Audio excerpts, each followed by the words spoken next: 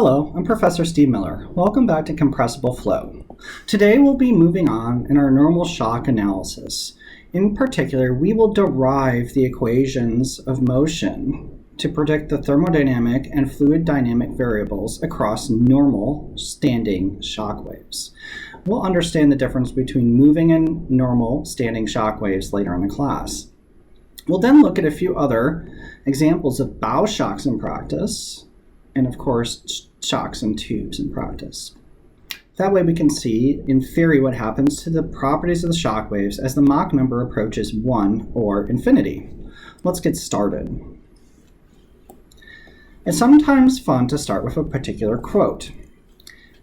Here, we'll look at one, again, by Richard Feynman. He wrote that science is the belief in the ignorance of experts.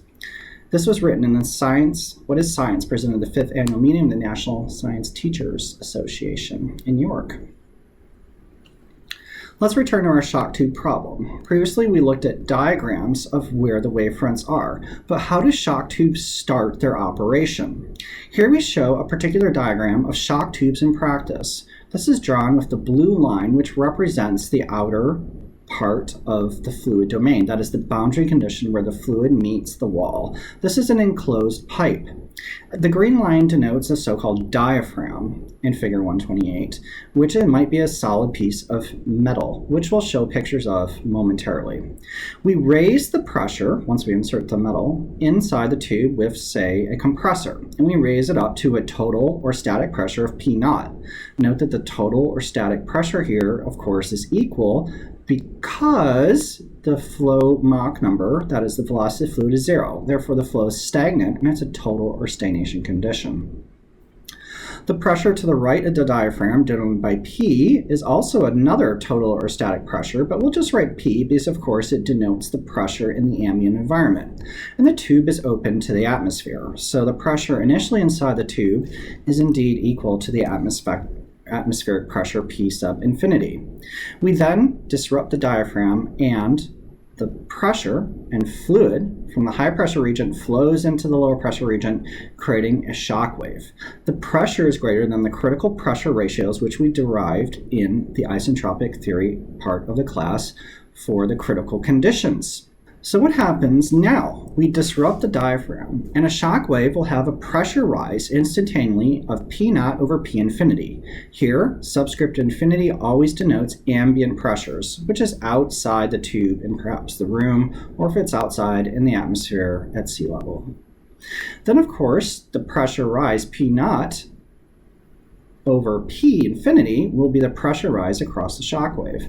One wonders what happens, of course, in this situation. The shock wave will form and it will move from left to right. If there's only a very, very small pressure difference, then of course the shock wave will not appear. Single shocks will propagate through the particular tube. This is very much different than a previous analysis where we had a piston. So with the diaphragm approach, we're able to instantaneously break the diaphragm by perhaps a small detonation around it, and then a single shock wave will have coalesced and propagate down the tube. This is very ideal, but what happens in reality is a little bit different in our analysis. And we'll look at some pictures to show you what happens in reality with Schlieren images of the particular shock wave motion.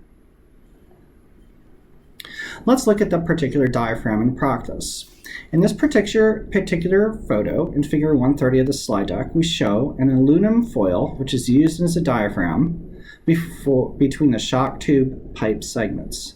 And this is from Akin Hearing. You'll see in this particular photo that there's actually multiple metal sheets between the high pressure region and low pressure region. This is just for a little bit different study, but the concept's the same, where instead of that having middle spacer, they'll have a single piece of aluminum foil, and this is rather thick, and then they close this and move it to the right and bolt the diaphragm with the plenum chamber tightly shut, so it's airtight. They then let the diaphragm break as they raise the pressure, and the shock wave forms and moves down the tube. So that's what it looks like in practice for one particular shock tube to study shock waves. Let's look what happens in the actual tube itself. You'll see in this particular picture in figure 131 of the slide deck, I've written a series of Schlieren images of the shock wave propagation in the tube. On the x-axis is the distance in meters in the tube, and the shock wave moves from left to right. And on the y-axis, there's time in microseconds. You'll see we have 25, 35, and 45 microseconds. Mu is micro in this case.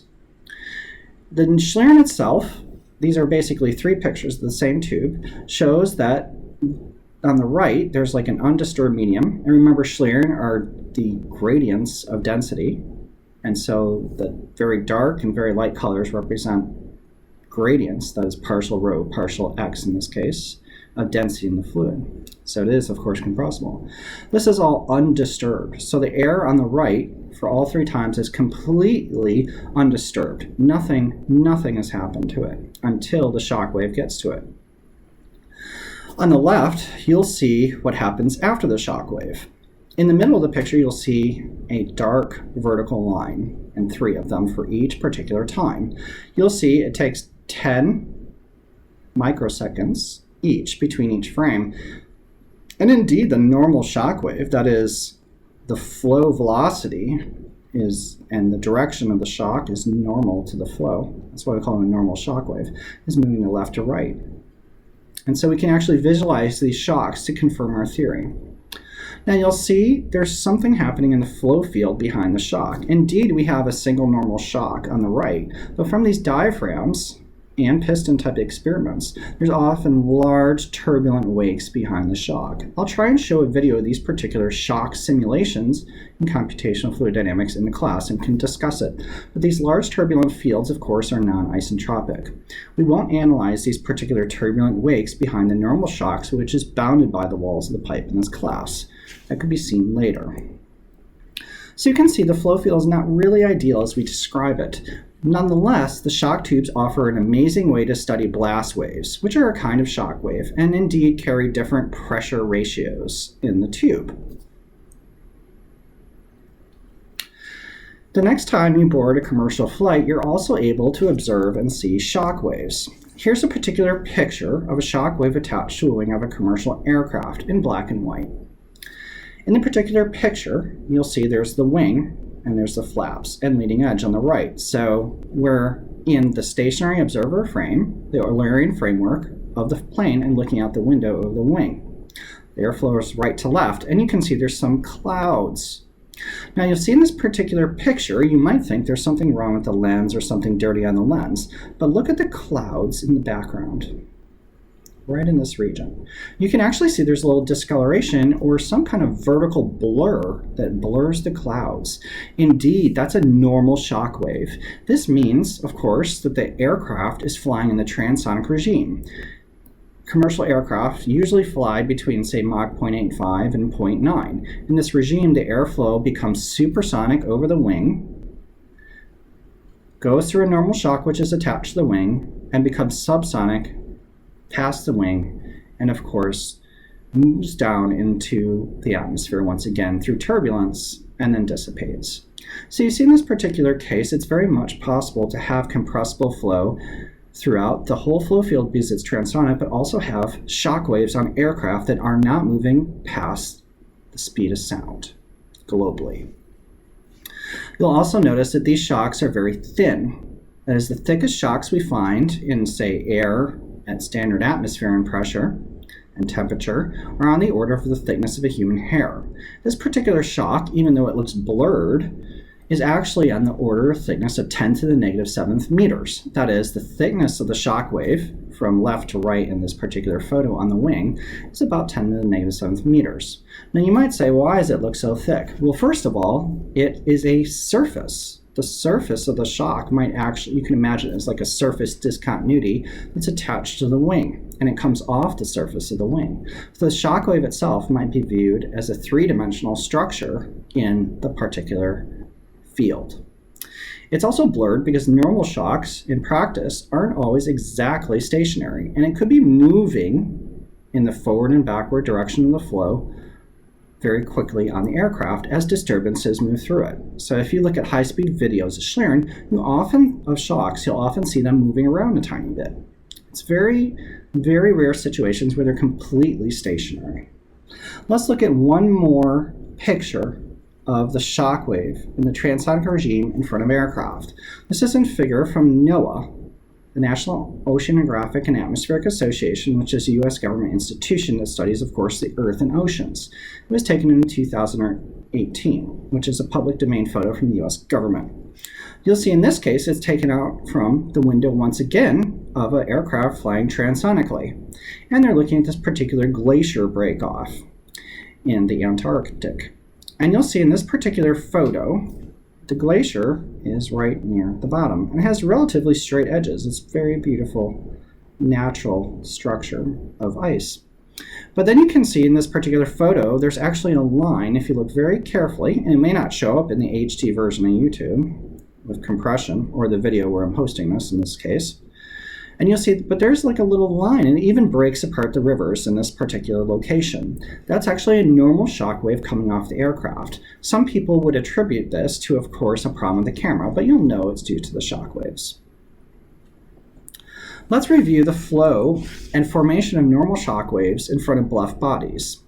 So in this case, if we have a bluff body, that means the turning angle of the flow is high enough where the oblique shock doesn't form and a normal shock does, a bow shock, then we'll see two situations like this.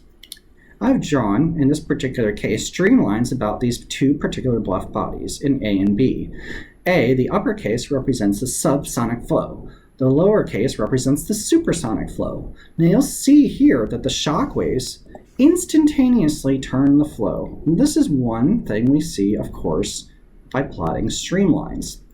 Now, in a normal shock wave, the flow is not turned at all because it's going through a perpendicular wavefront to the shock. We observe this experimentally, theoretically, and computationally, so it's very likely to be true in all situations. In the upper part of the photo, you'll see the streamlines are all continuous in C1, and of course just curve around the body. There's also a stagnation point. The incoming Mach number and velocity, of course, is less than 1 and less than C infinity, respectively. Nonetheless, it could be a transonic flow around the side of the subsonic body depending on the ambient Mach number and the shape of the body. We'll talk more about transonics later in the class through a few additional special topics. In the lower figure, you'll see, of course, the supersonic case. Here, a bow shock forms when we move faster than the speed of sound, and of course the velocity in the ambient, with sub-infinity denotations, is also greater than the ambient speed of sound. In this case, a bow shock forms in front of the vehicle. Based on our shock tube theory, or our coalescence of waves, can you understand why a bow shock forms in this situation and not an oblique shock wave, or, which we'll get to later, or just no shock at all? And we'll see through, of course, the oblique shock wave module, which comes after this one in the class, why particular oblique shock waves form or why a bow shock must form. Let's now make a few notes about the disturbances near shock waves, which represents, of course, the physics of shock waves. The bodies and fluid disturbances, that is the turbulence, will create acoustic waves that travel upstream. Now, acoustic waves in a supersonic flow or subsonic flow travel at different speeds depending on the local flow velocity and the speed of sound, and of course the Mach number. Now, for subsonic flows, waves will travel upstream because m infinity is less than 1. Waves cannot propagate upstream when u infinity is greater than c infinity, that is, m infinity is greater than 1. You'll see that if we linearize Navier-Stokes equations and put them into a matrix form, the coefficients, we can solve for the eigenvalues of the coefficients. The eigenvalues, 2 in particular, will be u infinity minus c infinity and u infinity plus c infinity. This is the two eigenvalues which correspond to the speed and of the acoustic waves in the Eulerian framework of the fluid. U infinity plus C infinity and U infinity minus C infinity. So you can imagine, for supersonic flows, both eigenvalues will have one sign, meaning that all acoustic disturbances, and in fact all disturbances, can only travel in one direction in a supersonic flow. In a subsonic flow, one of the particular eigenvalues for a non-zero flow velocity will be, of course, an opposite sign of the others. This is what we call an elliptic regime or a subsonic regime, where acoustic waves can travel upstream. The vorticity and entropy waves in the flow will travel at the velocity of the flow, which we of course call u bar. U bar is of course the time average flow velocity, which represents three of the particular eigenvalues in the three-dimensional system of the coefficient matrix of the linearized Navier-Stokes equations. You'll have three values of u bar, and then two values of u plus c and u minus c. So your entropy waves, pressure waves, and all these different disturbances will all travel at a velocity u. And acoustic disturbances will travel downstream and upstream in the particular flow. We denote those disturbances as u plus c and u minus c. Now put in a value, of course, of u greater than c. This would mean that we're in a supersonic flow, and you can see all values in the third bullet point in particular are positive. This is important to know and helps you understand why disturbances travel faster in the upstream direction or downstream direction. There's some journal articles and analysis available, of course, to prove these things and show you the derivation of u plus c and u minus c and u. If you're so curious, I can post them on the class website. Now let's look at particular shock tube experiments and examine how thermodynamic and other variables vary across a standing normal shock wave. We do this by examining the values in the shock tube problem or on the values on an aircraft. For example, we could put instruments in front of and behind the shock waves attached on the wing of the aircraft, or we could put in sensors for these different values before and after the shock wave in the shock tube. Let's look at what we observe. We'll call state 1 the values of the fluid before the normal shock, and state 2 the values of the field variables after the normal shock.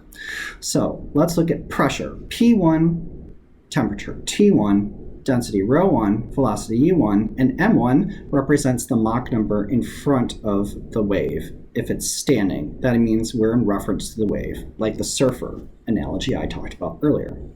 State 2, of course, is the values after the wave. We see that indeed the pressure P2 is greater than P1, the temperature T2 is greater than T1, and the density ρ2 is greater than ρ1. Notice these are all static thermodynamic values. We haven't talked about the total values across a shock either. We can derive the total values later because we know the Mach number in front of the shock and after the shock respectively, and we also know the thermodynamic values. We also see that if it's a standing shock wave, there must be velocity coming into it. That is, we're standing on the wave. And if we look behind ourselves, we'll see that indeed the velocity behind the wave, that is the fluid velocity behind the wave, is actually less than the fluid velocity in front of the wave for standing particular shocks. Let's assume that we know the conditions in front of the shock. That is, and we know state 1. We know P1, T1, ρ1, u1, and m1 is greater than 1. We know those. And let's now assume that there's no heat addition and it's 0. Let's try and justify this assumption a little bit, in that it's very, very hard to have heat transfer to the flow unless there's something like maybe a laser source or some very, very localized type of chemical reaction. Therefore, we can treat and make the assumption that the shock wave itself is adiabatic, especially for relatively weak or maybe even some strong shock waves, but maybe not very, very strong shock waves. We then can form normal shock wave equations from one-dimensional flow equations, which we developed in the previous classes. So we're going to apply, of course, our one-dimensional Reynolds transport theory to the shock problem to try and understand mathematically what happens between state 1 and 2 and develop equations to cross the shock wave. So our objective, of course, is to find these relations in the form of the Mach number after the wave as a function of Mach number in front of the wave. And we'll look at Mach number because we can also solve this, for example, other variables like t or p or u, but we'll find that the equations are most simple if we form the analysis as m2 equals some kind of function of m1.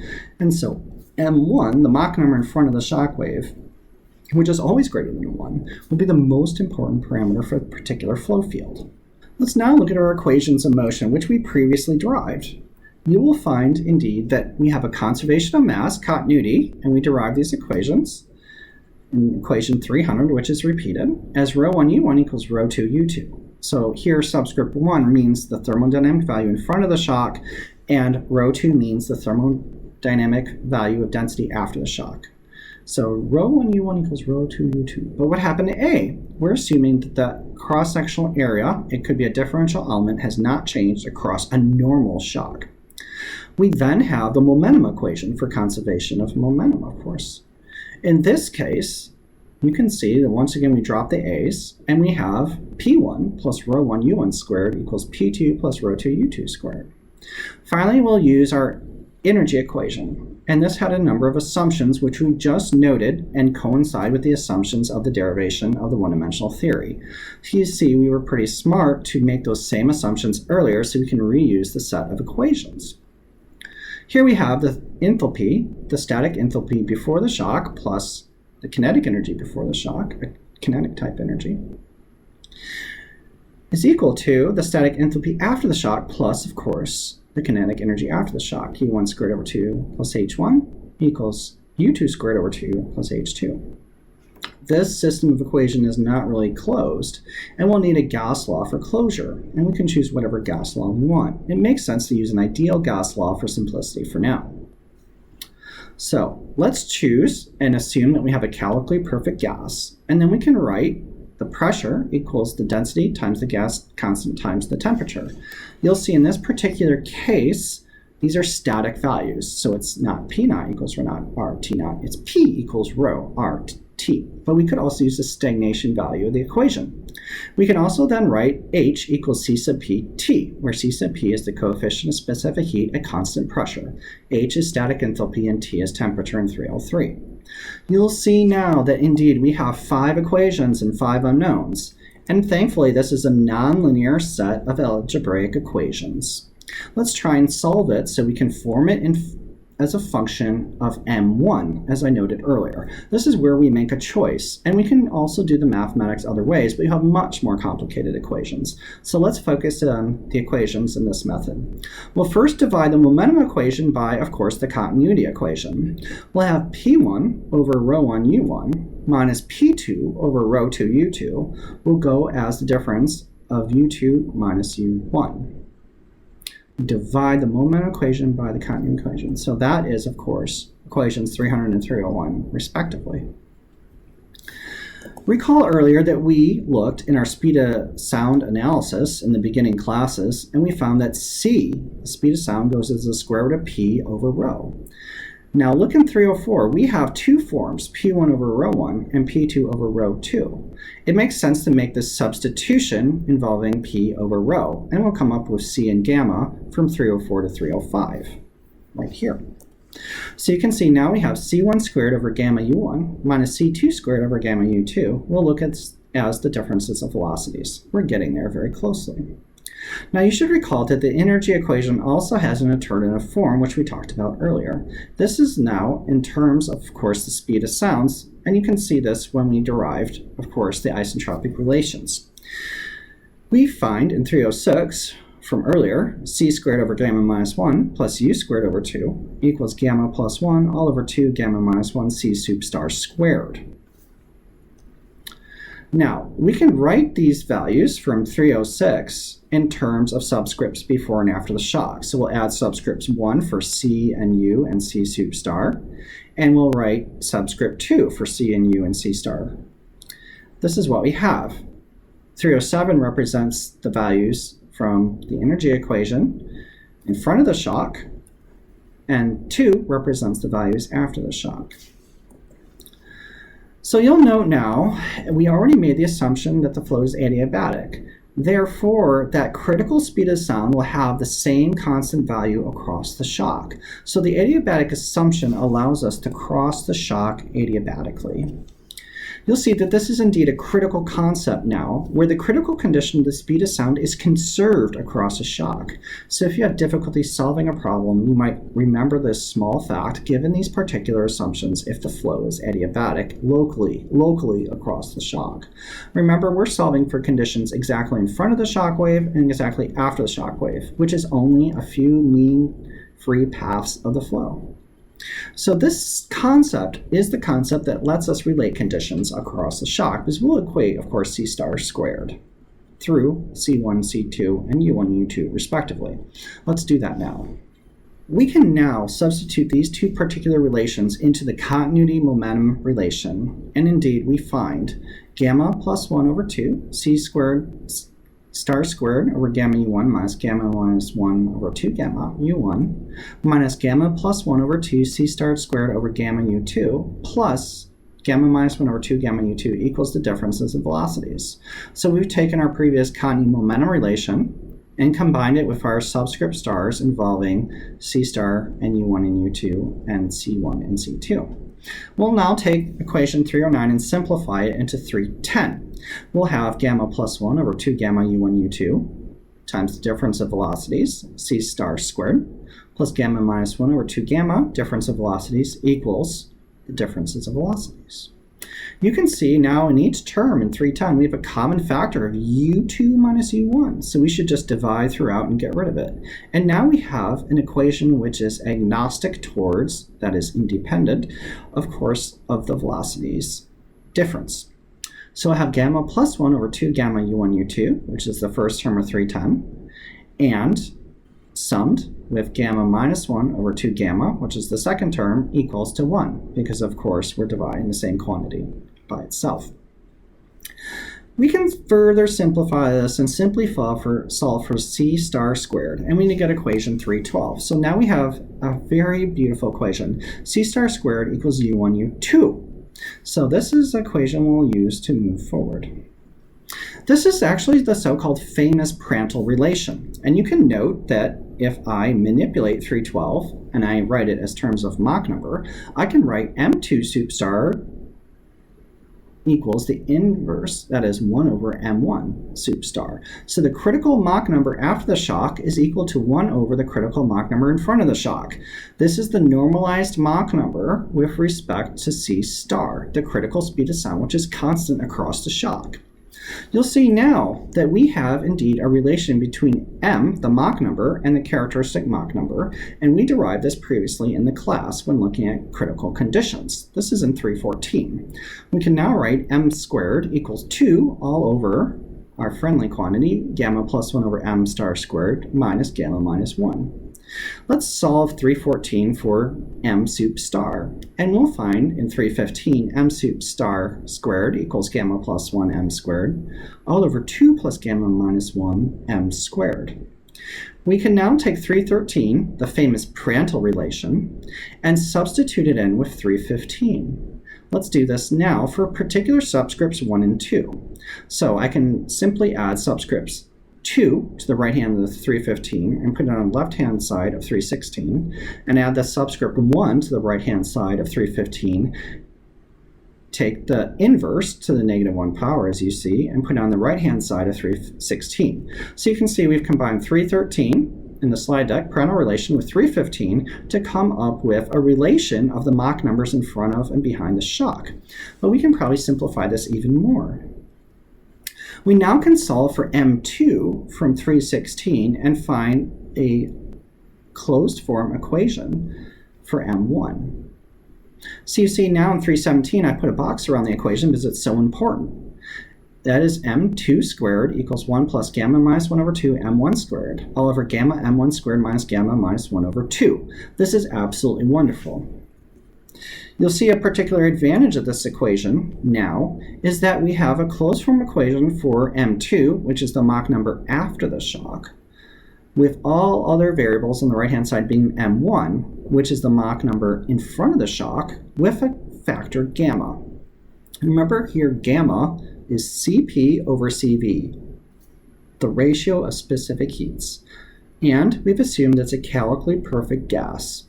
We also have shown with these assumptions for normal standing shock waves that m2 is only a function of m1. This equation, of course, does not hold for other types of shock waves, but we'll try and derive those later, and this is actually an important equation which we'll often use. One other wonderful thing about this equation is the numerator on the right-hand side of 317, right there, is 1 plus gamma minus 1 over 2 m1 squared. From your isentropic flow theory, you'll probably recognize this particular factor as being very common. You'll also notice this also applies to Mach waves. So if you go back to our Mach wave theory, where we're defining angles of Mach waves mu, you can actually see that there's a small Mach number change across each particular Mach wave. That's very interesting, and it's a bonus to the analysis, because the same assumptions apply. If, of course, we have a Mach wave which is normal to the flow direction.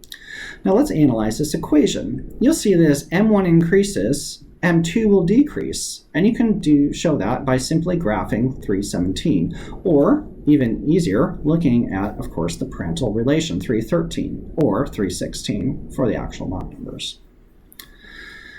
Now, let's do some asymptotic analysis. Let's say m1, the Mach number in front of the shock wave, becomes very, very large. In fact, asymptotically, the right-hand side of 317, as it goes to infinity, can be shown to approach the limit of gamma minus 1 all over 2 gamma. That will go as a relation of 0.378 for particular air.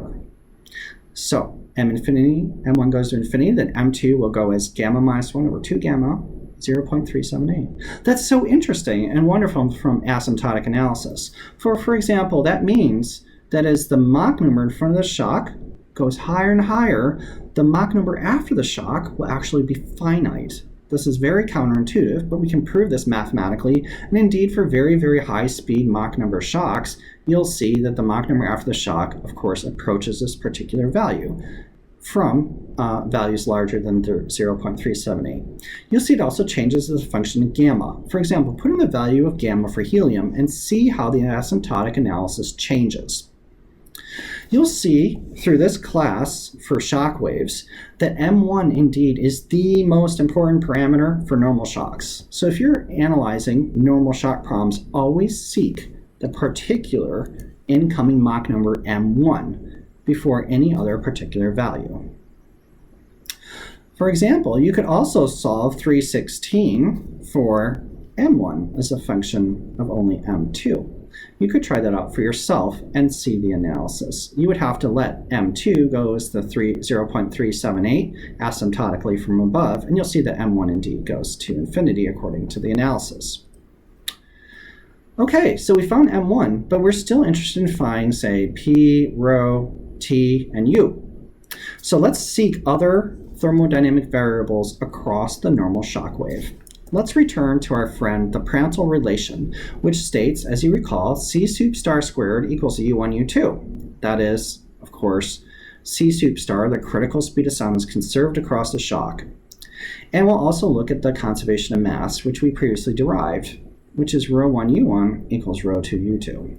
Combining these two relations, we can now find equation 318. It'll be rho2 over rho1 goes as u1 over u2, which is an important relation in itself, which will go as u1 squared over u1 u2, which will go as u1 squared over c sup star squared, which is equal to, of course, m1 sup star squared.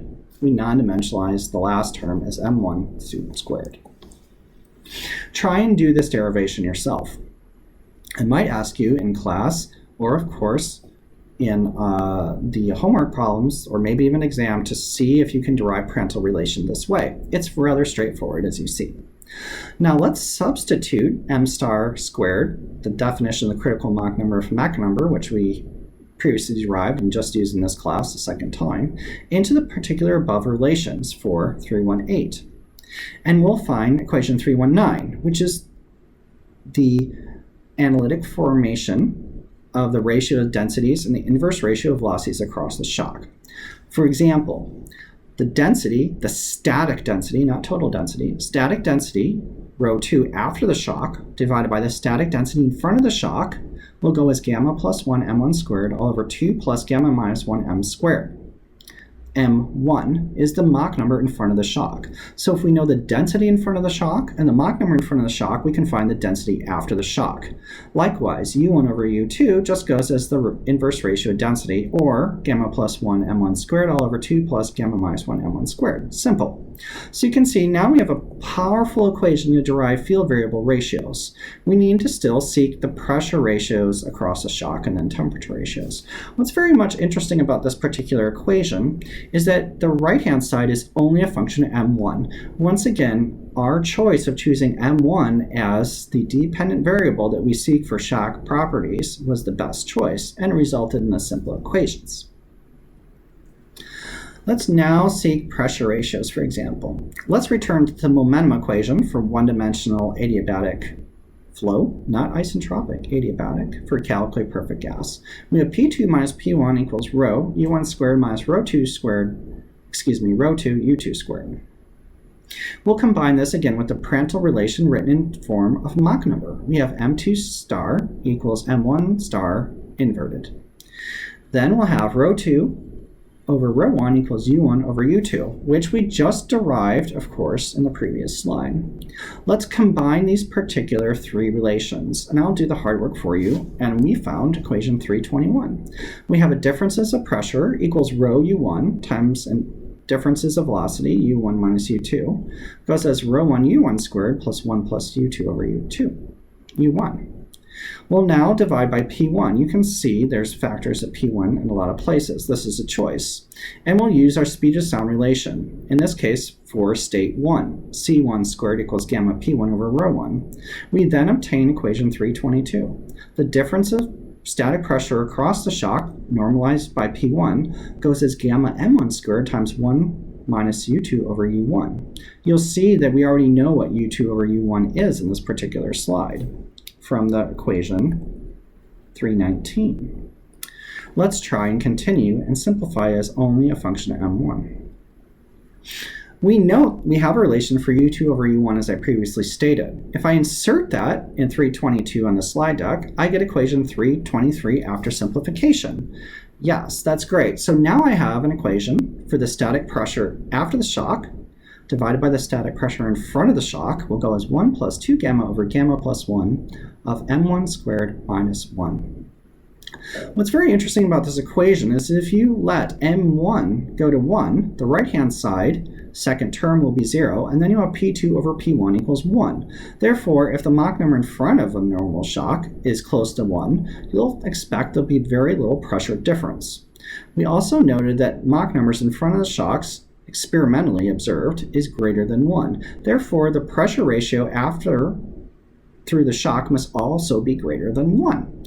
Because, of course, the right-hand side term of 323 is always greater than 1. That is 1 plus some function of Mach number. This is what we call the pressure ratio across the shock. It's extremely important because when we talk about how we analyze shock waves, we often talk about their strength as ratios of pressure. We can finally find the temperature ratio. Here we can use the ideal gas law, and we can use the ideal gas law to write the ratios of temperatures after and before the shock with densities and pressures. You'll find in this case, we can write T2 over T1 as P2 over P1 times the quantity rho 1 over rho 2. We know these quantities from 323 and, of course, 319. So now let's fill these in and write out 325, which is our last boxed equation. We can say the ratios of temperatures, which goes as the ratio of static enthalpies, because we said enthalpy goes as CP/T. We'll have T2 over T1 as H2 over H1 goes as these quantities of Mach number. It's a much more complicated equation. Nonetheless, you can see the right-hand side of 325 is only a function of Mach number and gamma. So now we have all our thermodynamic properties as functions of Mach number and gamma, where gamma is a constant due to our assumption. Let's now summarize our findings for normal shock waves. We found the ratios of densities, pressures, temperatures, and Mach number as only a function of M1. So P2, rho 2, T2, M2 are only a function of M1. These hold for chemically perfect gases, which is part of our assumption. Now, thermally perfect gas for normal shock waves will have changes dependent on M1 and T1. So we would find values of T1 on the right-hand side of our equations. If the flow is chemically reacting, we can't make the chemically perfect gas assumption, then the normal shock relations will depend on M1, T1, and P1. So the powerful assumption in chemically perfect gas allows us to write it as only a function of M1. You'll see for these particular assumptions, thermally and chemically reacting flows, the closed form expressions cannot be obtained at all to our knowledge, and therefore numerical techniques will be required to find the particular thermodynamic and fluid dynamic variables after a shock wave if it's thermally or chemically reacting. Now you will see in practice the chemically perfect assumption holds for air and generally is valid roughly for Mach numbers less than 5 and greater than 1, of course. This means that approximately where the community members view hypersonic starts in that the thermally perfect and chemically reacting assumptions are invalid for flows with global Mach numbers greater than 5. Now let's look at some asymptotic relations for our equations. And I've written down these normal shockwave equations on your equation sheet, and we'll discuss that later. But let's just see what happens when we let particular variable, m1, go to infinity. That means the Mach number incoming to the standing normal shock in the Eulerian reference frame is becoming larger and larger. And we'll perform asymptotic analysis. This applies, of course, for high-speed flows, but remember, our chemically perfect gas assumption breaks down for high-speed flows. So this is an exercise to understand the physics. Earlier, we derived equation 326 already. If we take the limit of m1 going to infinity of the right-hand side for m2 equation, we'll find gamma minus 1 over 2 gamma to the half power, and that goes to 0.378 for air. Let's let m1 go to infinity and see what happens to our density rise across the shock. Rho 2 over rho 1 will have a value of gamma plus 1 over gamma minus 1. That will be exactly 6 for air and diatomic gases. So that's also a finite bounded value in asymptotics. Let's now look at the pressure and temperature rises across the shock. You'll see from those forms of the equations, which we derived in this class, they'll both go to infinity as the Mach number goes to infinity. So as the Mach number goes to infinity, or very, very large in front of the shock, we should expect that pressure and temperature become huge values, but density remains bounded. And the Mach number after the shock, of course, goes to a value of about 0.378. We can also consider what happens when our Mach number approaches unity. So in our previous analysis, we looked at what happens when the Mach number goes to infinity. Let's say what happens when the limit of these particular equations go to unity. I'll do the asymptotic analysis for you, and you'll find that Mach waves are very, very similar to the acoustic waves we find. And we'll find the ratio of m1 over m2 goes as rho 2 over rho 1, of p2 over p1, of T2 over T1, which is all, of course, unity. So as M1 goes to 1, M2 will become 1, and the ratios of the thermodynamic values will all, of course, be equal and become 1. What does this mean? For very, very, very low Mach numbers M1 in front of the normal shock, we should expect there to be barely any change at all of the thermodynamic values across the shock. We can also solve the equations of motion for m1 less than 1. In our theory, we have never put a restriction on m1. It could be greater than 1 or less than 1. Now we know experimentally we've never observed a normal shock with m1 less than 1. But our equations show that it might be possible. But yet this is unphysical. But why is that? Well, this goes back to the entropy equation, which I mentioned in the beginning of the class in our review of thermodynamics. Let's see what happens to the entropy across the shock waves for various Mach numbers. Recall the second law of thermodynamics, which we showed and you learned in thermo. It says that the change in entropy, S2 minus S1, entropy is S, S2 in 331 is the entropy after the shock. S1 is the entropy before the shock. It goes as C sub P times the natural log of T2 over T1 minus R of the natural log of P2 over P1. We can now use these derived relations for T2 over T1 and P2 over P1. And indeed, we find this equation 332. So T2 over T1 and P2 over P1 are functions of course, M1. Let's insert these in the ratios of 331.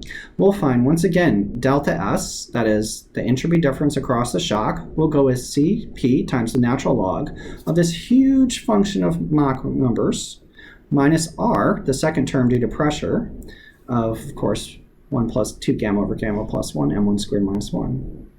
So you can see the right-hand side is only a function of R, Cp, gamma, and M1, which is the only variable changing.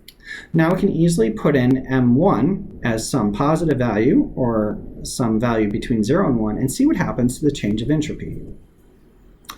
Let's try that, and I'll summarize the results for you. You'll see that this particular equation for the entropy change across a shock will show that if M1 equals 1, we put 1 on the right-hand side of 332, then S2 minus S1 is 0. So if M1 is equal to 1, then there's no entropy generation across the shock. In fact, it's not a shock at all because M1 equals 1. It could be just seen as a Mach wave or acoustic wave, according to the assumptions we made in this particular class of adiabatic flow. If M1 is less than 1, that is, we say put in 0.5 for 332, you'll see that S2 minus S1 is less than 0. This means that if we have a Mach number in front of a shock, which is less than 1, then there'll be an entropy decrease, which violates the second law of thermodynamics. Finally, if M1 is greater than 1, the Mach number in front of the shock is greater than 1, you'll see that we indeed have an entropy increase. This means for the second law to be valid, M1 must be greater than 1 for thermodynamic second law to be true.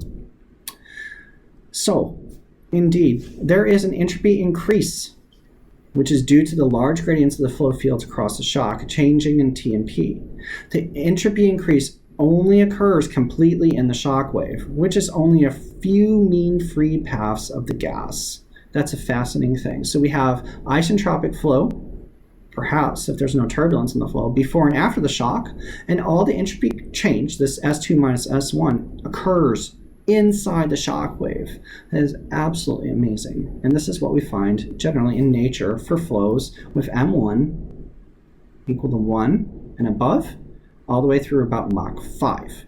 In this class, we looked at particular examples of shock waves of diaphragms, and we looked at the bow shocks. Particular bow shocks indeed have a normal shock structure in front of the vehicle, and so our normal shock analysis works in the Eulerian framework for vehicles with bow shocks. It also works for the normal shocks on the transonic parts of the wing of a commercial aircraft, and we also can study and examine the shock waves moving through tubes. We then derived and analyzed the classic shock wave formations in particular flows using particular assumptions. We also looked at what happens with the entropy before and after a shock. Remember, Mach numbers have to be greater than 1 in front of the shock for the shock to have a positive increase in entropy. We might also look at what happens to entropy in asymptotic analysis, which we have not done in this class. We did, however, look at the asymptotic limits as the Mach number going to infinity and going to 1. Try and remember these concepts and what's bounded and unbounded. If you forget, of course, it's easy to take the limit of the particular function involving Mach number. Thank you very much for your time today. I'm Professor Steve Miller.